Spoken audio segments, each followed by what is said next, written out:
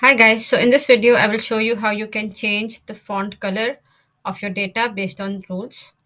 So I will select this table, and in the status column we will change the color of completed status to green. So I'll go here in my visualization, and here the columns I will select status. I'll go to conditional formatting and I will select font color. Here, if the status is completed, if the status is completed, we will change the color to green. I'll select this green and OK.